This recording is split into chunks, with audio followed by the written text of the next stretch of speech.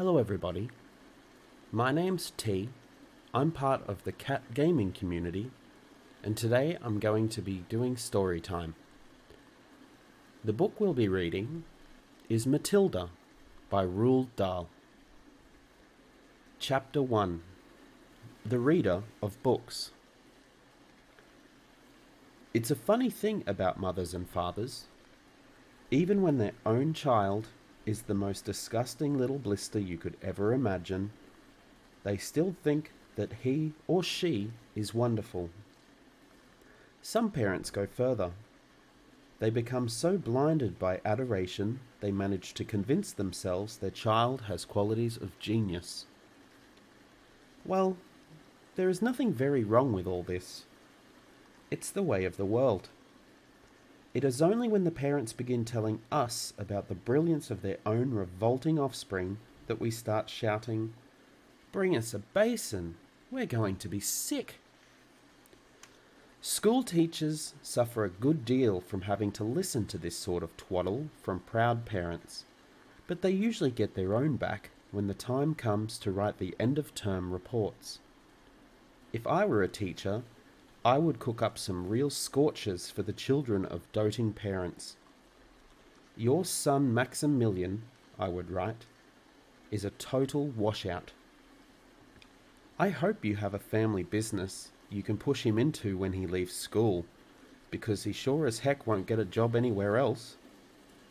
Or, if I were feeling lyrical that day, I might write, "It is a curious truth that grasshoppers have their hearing organs in the sides of the abdomen. Your daughter Vanessa, judging by what she's learnt this term, has no hearing organs at all."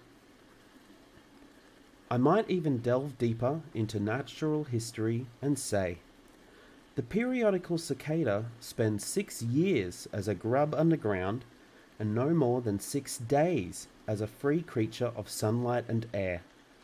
Your son Wilfred has spent 6 years as a grub in this school, and we are still waiting for him to emerge from the chrysalis. A particularly poisonous little girl might sting me into saying, "Fiona has the same glacial beauty as an iceberg, but unlike the iceberg, she has absolutely nothing below the surface." I think I might enjoy writing end-of-term reports for the stinkers in my class. But enough of that. We have to get on. Occasionally, one comes across parents who take the opposite line, who show no interest at all in their children, and these, of course, are far worse than the doting ones. Mr. and Mrs. Wormwood were 2 such parents. They had a son called Michael and a daughter called Matilda, and the parents looked upon Matilda in particular nothing more than a scab. A scab is something you have to put up with until the time comes when you can pick it off and flick it away. Mr. and Mrs. Wormwood looked forward enormously to the time when they could pick their little daughter off and flick her away, preferably into the next county, or even further than that. It is bad enough when parents treat ordinary children as though they were scabs and bunions, but it becomes somehow a lot worse when the child in question is extraordinary, and by that I mean sensitive and brilliant. Matilda was both of these things, but above all, she was brilliant. Her mind was so nimble, and she was so quick to learn, that her ability should have been obvious even to the most half-witted of parents. But Mr. and Mrs. Wormwood were both so gormless and so wrapped up in their own silly little lives that they failed to notice anything unusual about their daughter.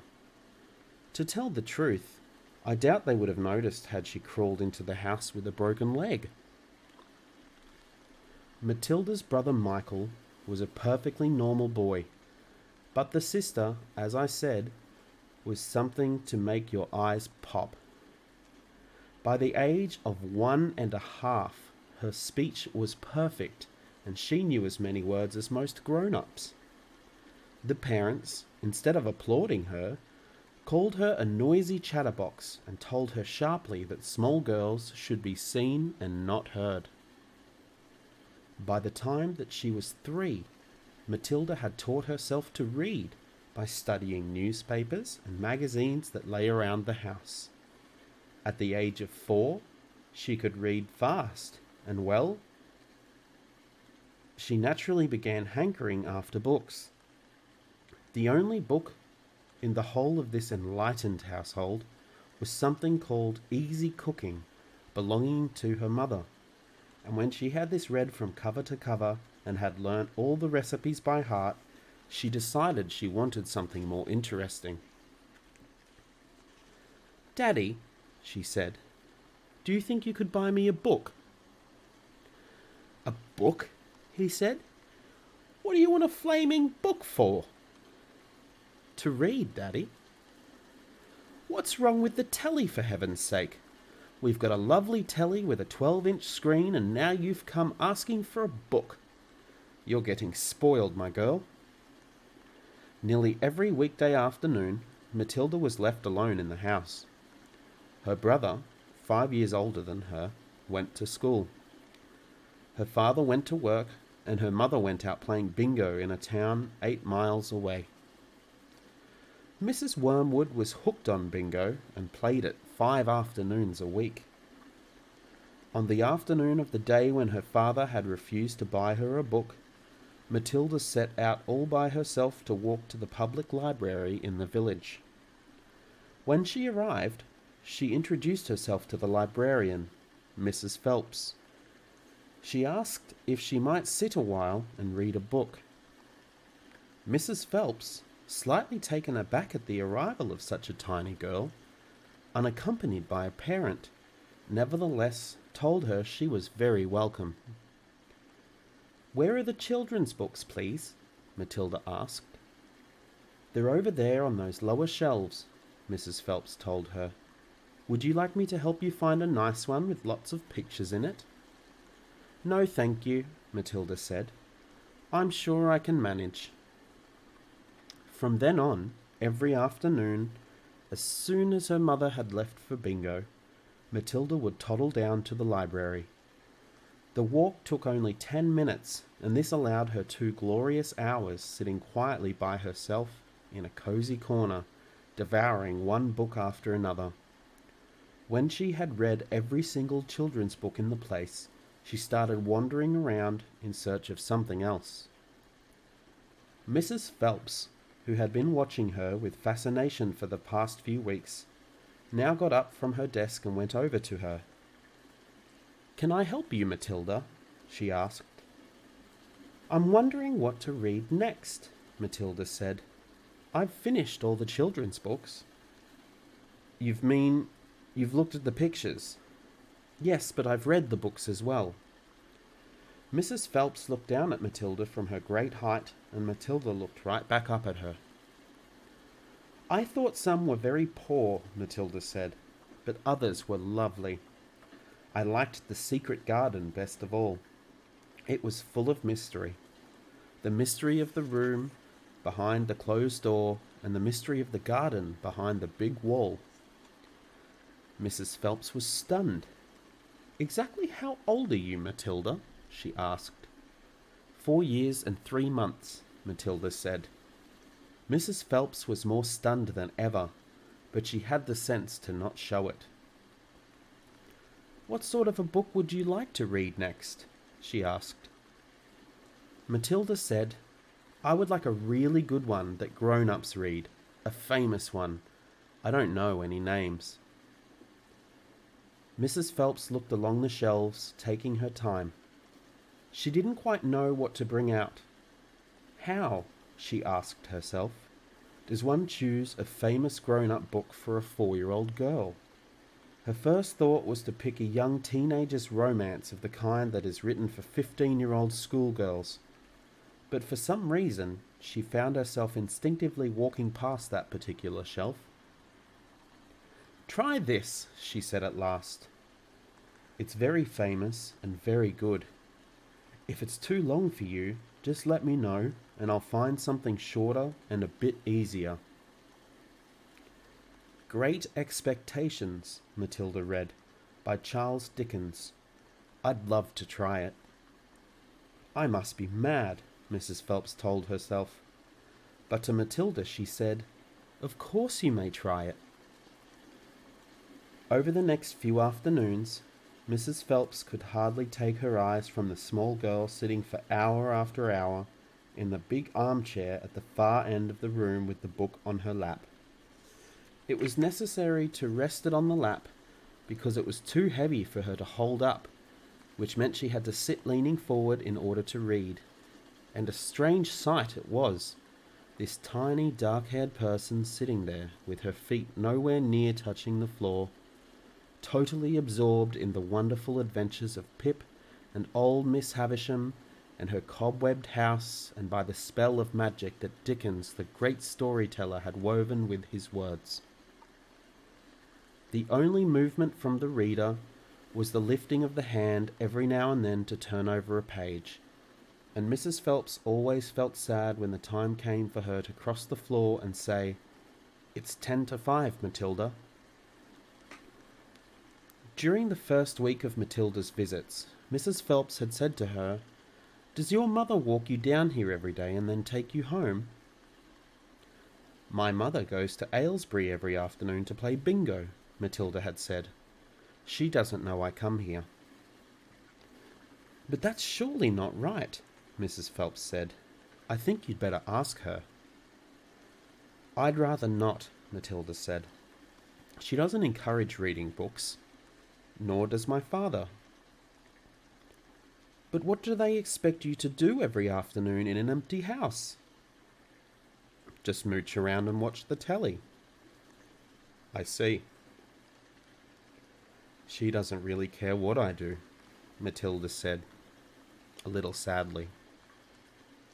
Mrs. Phelps was concerned about the child's safety on the walk through the fairly busy village high street and the crossing of the road, but she decided not to interfere. Within a week, Matilda had finished Great Expectations, which in that edition contained 411 pages. "I loved it," she said to Mrs. Phelps. "Has Mr. Dickens written any others?" "A great number," said the astounded Mrs. Phelps. "Shall I choose you another?"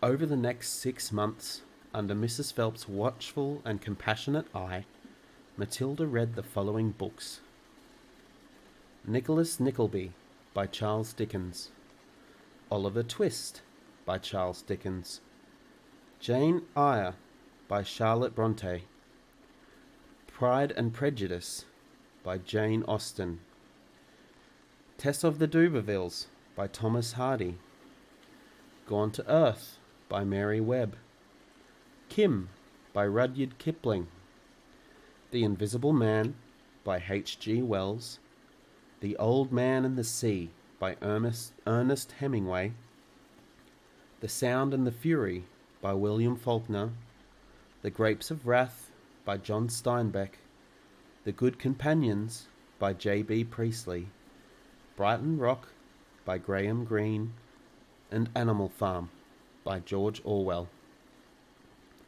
It was a formidable list, and by now Mrs. Phelps was filled with wonder and excitement, but it was probably a good thing that she did not allow herself to be completely carried away by it all. Almost anyone else witnessing the achievements of this small child would have been tempted to make a great fuss and shout the news all over the village and beyond, but not so Mrs. Phelps.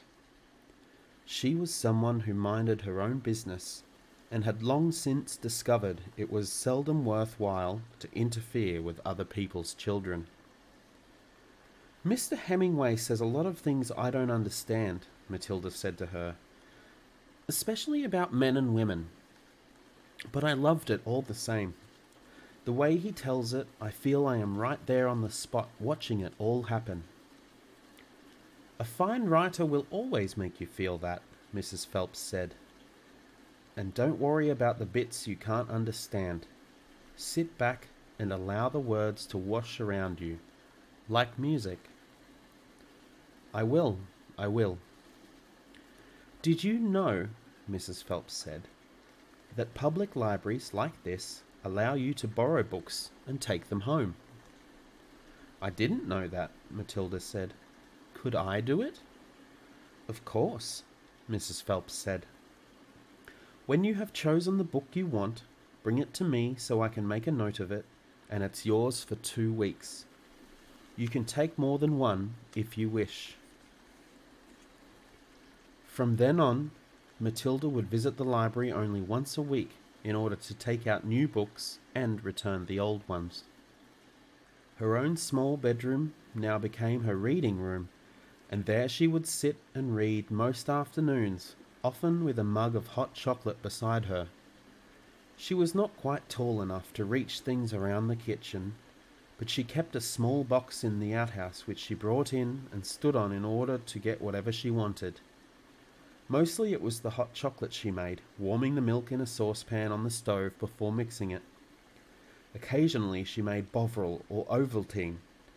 It was pleasant to take a hot drink up to her room and have it beside her as she sat in her silent room reading in the empty house in the afternoons. The books transported her into new worlds and introduced her to amazing people who lived exciting lives. She went on olden-day sailing ships with Joseph Conrad. She went to Africa with Ernest Hemingway and to India with Rudyard Kipling.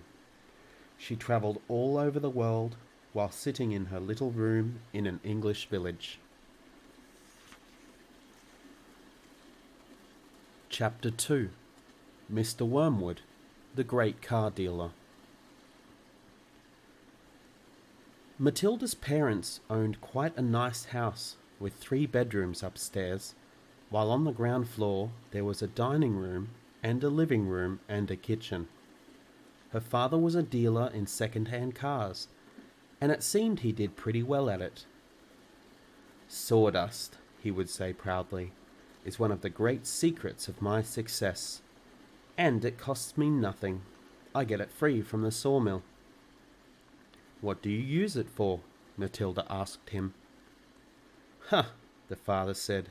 Wouldn't you like to know? I don't see how sawdust can help you to sell second-hand cars, Daddy. That's because you're an ignorant little twit, the father said. His speech was never very delicate, but Matilda was used to it. She also knew that he liked to boast, and she would egg him on shamelessly.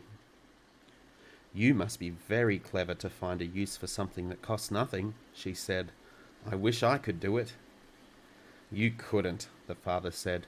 You're too stupid. But I don't mind telling young Mike here about it, seeing he'll be joining me in the business one day.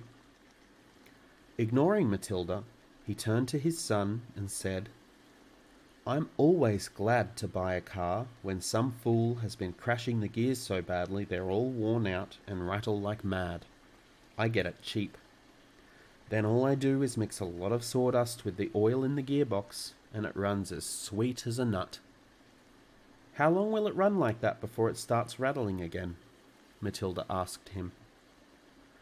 Long enough for the buyer to get a good distance away, the father said, grinning. About 100 miles. But that's dishonest, Daddy, Matilda said. It's cheating. No one ever got rich being honest, the father said. Customers are there to be diddled. Mr. Wormwood was a small ratty-looking man whose front teeth stuck out underneath a thin ratty moustache. He liked to wear jackets with large brightly coloured checks, and he sported ties that were usually yellow or pale green. Now take mileage, for instance, he went on. Anyone who's buying a second-hand car, the first thing he wants to know is how many miles it's done, right? Right, the son said. So I buy an old dump that's got about 150,000 miles on the clock. I get it cheap. But no one's going to buy it with mileage like that, are they? And these days, you can't just take the speedometer out and fiddle the numbers back like you used to 10 years ago. They fixed it so it's impossible to tamper with it unless you're a ruddy watchmaker or something. So what do? I use my brains, laddie. That's what I do.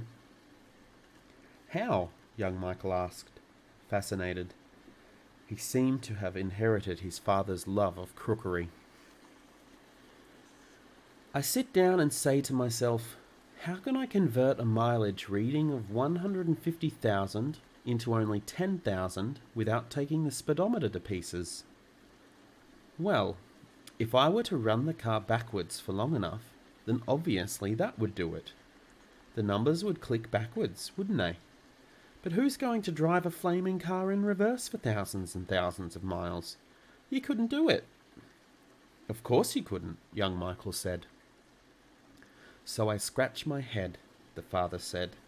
I use my brains. When you've been given a fine brain like I have, you've got to use it. And all of a sudden, the answer hits me. I tell you, I felt exactly like that other brilliant fellow must have when he discovered penicillin. Eureka! I cried. I've got it. What did you do, Dad? The son asked him. The speedometer, Mr. Wormwood said, is run off a cable that is coupled up to one of the front wheels. So first I disconnect the cable where it joins the front wheel. Next I get one of those high-speed electric drills and I couple that up to the end of the cable in such a way that when the drill runs, it turns the cable backwards. You got me so far? You following me? Yes, Dad, young Michael said. These drills run at a tremendous speed, the father said. So when I switch on the drill, the mileage numbers on the speedo spin backwards at a fantastic rate. I can knock 50,000 miles off the clock in a few minutes with my high-speed electric drill. By the time I've finished, the car's only done 10,000 and it's ready for sale. She's almost new, I say to the customer. She's hardly done 10,000. Belonged to an old lady who only used it once a week for shopping. Can you really turn the mileage back with an electric drill? Young Michael asked. I'm telling you trade secrets, the father said. So don't you go talking about this to anyone else. You don't want me to put in jug, do you? I won't tell a soul, the boy said. Do you do this to many cars, Dad? Every single car that comes through my hands gets the treatment, the father said. They all have their mileage cut to under 10,000 before they're offered for sale. And to think I invented that all by myself, he added proudly. It's made me a mint. Matilda, who had been listening closely, said, But Daddy, that's even more dishonest than the sawdust. It's disgusting. You're cheating people who trust you. If you don't like it, then don't eat the food in this house, the father said. It's bought with the profits. It's dirty money, Matilda said. I hate it. 2 red spots appeared on the father's cheeks. Who the heck do you think you are? He shouted. The Archbishop of Canterbury or something, preaching to me about honesty. You're just an ignorant little squirt who hasn't the foggiest idea what you're talking about. Quite right, Harry, the mother said. And to Matilda she said, You've got nerve talking to your father like that. Now keep your nasty mouth shut so we can all watch this program in peace. They were in the living room eating their suppers on their knees in front of the telly. The suppers were TV dinners in floppy aluminium containers with separate compartments for the stewed meat, the boiled potatoes and the peas. Mrs. Wormwood sat munching her meal with her eyes glued to the American soap opera on the screen. She was a large woman whose hair was dyed platinum blonde except where you could see the mousy brown bits growing out from the roots. She wore heavy makeup and she had one of those unfortunate bulging figures where the flesh appears to be strapped in all around the body to prevent it from falling out. Mummy, Matilda said, would you mind if I ate my supper in the dining room so I could read my book? The father glanced up sharply. I would mind, he snapped. Supper is a family gathering and no one leaves the table till it's over. But we're not at the table, Matilda said. We never are. We're always eating off our knees and watching the telly. "What's wrong with watching the telly, may I ask?" the father said. His voice had suddenly become soft and dangerous. Matilda didn't trust herself to answer him, so she kept quiet. She could feel the anger boiling up inside her. She knew it was wrong to hate her parents like this, but she was finding it very hard not to do so. All the reading she had done had given her a view of life that they had never seen. If only they would read a little Dickens or Kipling, they would soon discover there was more to life than cheating people and watching television. Another thing, she resented being told constantly that she was ignorant and stupid when she knew she wasn't. The anger inside her went on boiling and boiling, and as she lay in bed that night she made a decision. She decided that every time her father or mother was beastly to her, she would get her own back in some way or another. A small victory or two would help her to tolerate their idiocies and would stop her from going crazy. You must remember that she was still hardly 5 years old, and it is not easy for someone as small as that to score points against an all-powerful grown-up. Even so, she was determined to have a go. Her father, after what had happened in front of the telly that evening, was first on the list. Chapter 3. The Hat and the Superglue. The following morning, just before the father left for his beastly second-hand car garage, Matilda slipped into the cloakroom and got hold of the hat he wore each day to work. She had to stand on her toes and reach up as high as she could with a walking stick in order to hook the hat off the peg, and even then she only just made it. The hat itself was one of those flat-topped pork pie jobs with a jay's feather stuck in the hat band, and Mr. Wormwood was very proud of it. He thought it gave him a rakish, daring look, especially when he wore it at an angle with his loud checked jacket and green tie. Matilda, holding the hat in one hand and a thin tube of superglue in the other, proceeded to squeeze a line of glue very neatly all round the inside rim of the hat. Then she carefully hooked the hat back onto the peg with the walking stick. She timed this operation very carefully, applying the glue just as her father was getting up from the breakfast table. Mr. Wormwood didn't notice anything when he put the hat on, but when he arrived at the garage, he couldn't get it off. Superglue is very powerful stuff, so powerful it will take your skin off if you pull too hard. Mr. Wormwood didn't want to be scalped, so he had to keep the hat on his head the whole day long. Even when putting sawdust in gearboxes and fiddling the mileage of cars with his electric drill. In an effort to save face, he adopted a casual attitude, hoping that his staff would think that he actually meant to keep his hat on all day long, just for the heck of it, like gangsters do in the film, When he got home that evening, he still couldn't get the hat off. "Don't be silly," his wife said. "Come here, I'll take it off for you." She gave the hat a sharp yank. Mr. Wormwood let out a yell that rattled the window panes. "Ow, ow, ow!" he screamed. "Don't do that. Let go.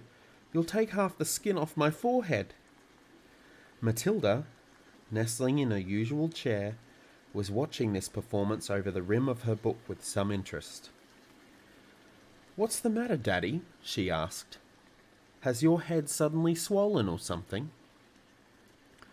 The father glared at his daughter with deep suspicion, but said nothing. How could he? Mrs. Wormwood said to him, "It must be the superglue. It couldn't be anything else. That'll teach you to go playing around with nasty stuff like that. I expect you are trying to stick another feather in your hat." "I haven't touched the flaming stuff," Mr. Wormwood shouted. He turned and looked again at Matilda, who looked back at him with large, innocent brown eyes. Mrs. Wormwood said to him, You should read the label on the tube before you start messing with dangerous products. Always follow the instructions on the label." "What in heaven's name are you talking about, you stupid witch?" Mr. Wormwood shouted, clutching the brim of his hat to stop anyone trying to pull it off again. "Do you think I'm so stupid I'd glue this thing to my head on purpose?" Matilda said, "There's a boy down the road who got some superglue on his finger without knowing it, and then he put his finger in his nose." Mr. Wormwood jumped. "What happened to him?" he spluttered. "The finger got stuck inside the nose," Matilda said, "and he had to go around like that for a week. People kept saying to him, 'Stop picking your nose,' and he couldn't do anything about it. He looked an awful fool." "Serves him right," Mrs. Wormwood said. "He shouldn't have put his finger up there in the first place. It's a nasty habit. If all children had superglue put on their fingers, they'd soon stop doing it." Matilda said, "Grown-ups do it too, Mummy. I saw you doing it yesterday in the kitchen." "That's quite enough from you, Matilda," Mrs. Wormwood said, turning pink. Mr. Wormwood had to keep his hat on all through supper in front of the television. He looked ridiculous and stayed very silent. When he went up to bed, he tried again to get the thing off, and so did his wife, but it wouldn't budge. "How am I going to have my shower?" he demanded. "You'll just have to do without it, won't you?" his wife told him. And later on, as she watched her skinny little husband skulking around the bedroom in his purple striped pyjamas with a pork pie hat on his head, she thought about how stupid he looked. Hardly the kind of man a wife dreams about, she told herself. Mr. Wormwood discovered that the worst thing about having a permanent hat on his head was having to sleep in it. It was impossible to lie comfortably on the pillow. "Now do stop fussing around," his wife said to him after he had been tossing and turning for about an hour. "I expect it will be loose by the morning, and then it'll slip off easily." But it wasn't loose by morning, and it wouldn't slip off. So Mrs. Wormwood took a pair of scissors and cut the thing off his head, bit by bit, first the top and then the brim. Where the inner band had stuck to the hair all around the sides and back, she had to chop the hair right off to the skin so that he ended up with a bald white ring around his head, like some sort of a monk. And in the front, where the band had stuck directly to the bare skin, there remained a whole lot of small patches of brown leathery stuff that no amount of washing could get off. At breakfast, Matilda said to him, "You must try to get those bits off your forehead, Daddy. It looks as though you've got little brown insects crawling all over you. People will think you've got lice." "Be quiet," the father snapped. "Just keep your nasty mouth shut, will you?" All in all, it was a most satisfactory exercise. But it was surely too much to hope that it had taught the father a permanent lesson. Chapter 4. The Ghost. There was comparative calm in the Wormwood household for about a week after the superglue episode. The experience had clearly chastened Mr. Wormwood, and he seemed temporarily to have lost his taste for boasting and bullying. Then suddenly he struck again.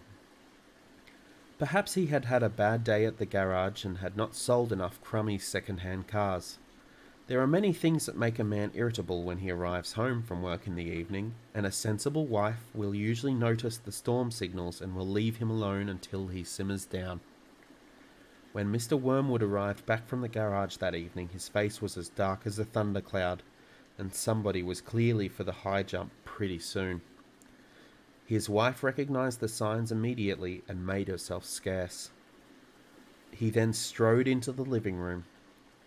Matilda happened to be curled up in an armchair in the corner, totally absorbed in a book. Mr. Wormwood switched on the television. The screen lit up. The program blared. Mr. Wormwood glared at Matilda. She hadn't moved. She had somehow trained herself by now to block her ears to the ghastly sound of the dreaded box. She kept right on reading, and for some reason this infuriated the father. Perhaps his anger was intensified because he saw her getting pleasure from something that was beyond his reach. "Don't you ever stop reading?" he snapped at her. "Oh, hello, Daddy," she said pleasantly. "Did you have a good day?" "What's this trash?" he said, snatching the book from her hands. "It isn't trash, Daddy. It's lovely. It's called The Red Pony. It's by John Steinbeck, an American writer. Why don't you try it? You'll love it." "Filth," Mr. Wormwood said. "If it's by an American, it's certain to be filth. That's all they write about."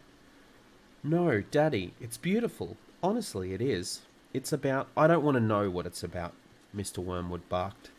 "I'm fed up with your reading anyway. Go and find yourself something useful to do." With frightening suddenness, he now began ripping the pages out of the book in handfuls and throwing them in the wastepaper basket. Matilda froze in horror. The father kept going. There seemed to be little doubt that the man felt some kind of jealousy. "How dare she?" he seemed to be saying with each rip of a page. "How dare she enjoy reading books when he couldn't? How dare she?" "That's a library book," Matilda cried. "It doesn't belong to me. I have to return it to Mrs. Phelps."